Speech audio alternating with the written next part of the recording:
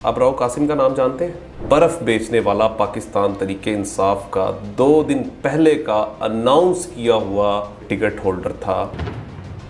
ना उसके पास इंतखाबी निशान था। वो एक मजदूर आदमी, आपकी मेरी तरह कह लें कि मिडिल क्लास, वो इलेक्शन लड़ता है। उसका अवामी राब्ता जो है ना सबसे स्ट्रॉन्ग है। जिस कैंडिडेट का अवामी राब्ता अवाम में है उसे कोई ताकत नहीं हरा सकती। फिर आप ये कैसे कह सकते हैं कि वहाँ मैंडेट, ये भी तो साउथ पंजाब है सर। मैं पीपल्स पार्टी को मजलूम वहाँ पे यूँ इसलिए कहता हूँ कि जब अच्छा वक्त आता है ना तो वो जो इलेक्शन लड़ने वाले लोग होते हैं ना उनको आपकी पार्टी भूल जाती है। 2 बड़े नाम थे, एक जहांगीर खान तरीन साहब। मेरे ख्याल में तरीन साहब का नाम आप कहीं भी लेंगे तो बच्चा भी जानता होगा कि तरीन साहब थे।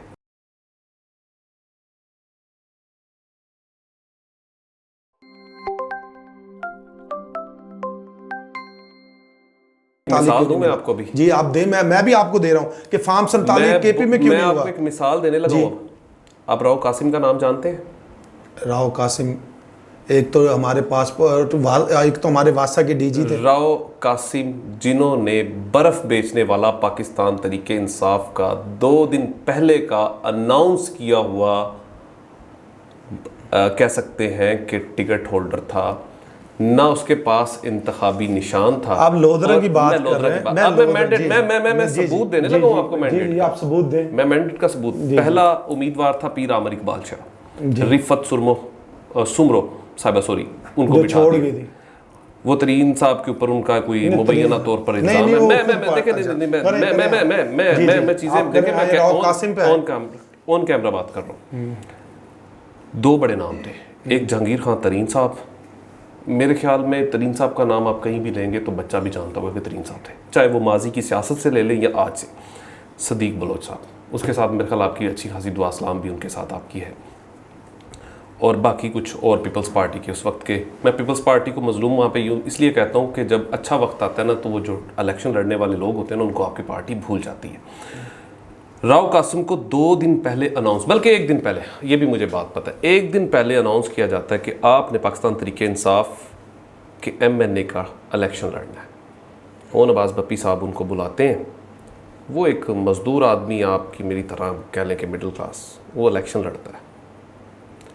सबसे बड़ा सबूत ये है कि इंतखाबी निशान नहीं है, बल्ले का निशान पाकिस्तान तरीके इंसाफ के पास नहीं है। और राव कासिम को नल का या हुक्का, गालबन माजरत के साथ, उसके ऊपर उसे 60,000 वोट पड़ जाते हैं और 8,000 वोट रिजेक्ट हो जाते हैं। फिर आप ये कैसे कह सकते हैं कि वहाँ मैंडेट, ये भी तो साउथ पंजाब है सर। नहीं, मैं तो बता रहा हूँ आपको साउथ। अब जिस राव कासिम की बात कर रहे हैं आप, उसके मुकाबले में सदीक खान बलोच साहब की बात की। सदीक खान बलोच बेशक मेरे दूसरी जमात से, नून से, लेकिन उसकी पॉलिटिक्स पे एक अप्रिशिएट करना चाहिए कि उसकी हमेशा पॉलिटिक्स आम आदमी तक के वो हर वक्त डेरे पे अवेलेबल है। उसका अवामी राब्ता जो है ना सबसे स्ट्रॉन्ग है। और अवामी राब्ता जिसका भी स्ट्रॉन्ग होगा ना, मैं एक आपको एज ए पॉलिटिकल वर्कर मैं अपनी ज़ात की बात करता हूँ, जिस कैंडिडेट का अवामी राब्ता अवाम में है उसे कोई ताकत नहीं हरा सकती। और जो अवाम से हटकर, डेरे से हटकर, पब्लिक से हटकर सियासत करेगा वो कभी जिंदा नहीं रहेगा। अब जो सियासत तय हो चुकी है, जिसके अवाम में जड़ें, जो अवाम के राब्ते में, अवाम नहीं काम होते मिनजानी बल्ला। अवाम को, एक वोटर को ये होते कि मैं अपने कैंडिडेट को फ़ोन करूं, वो मेरा फ़ोन पिक करे, जब मैं उसके घर पर जाऊं तो वो मुझे मिले। काम होते मिनजानी बल्ला, जिसकी अपने ग्रास रूट्स पे, जिसके अब रूट्स है ना, जो गली कूचों की सियासत करेगा वो हमेशा जिंदा रहेगा।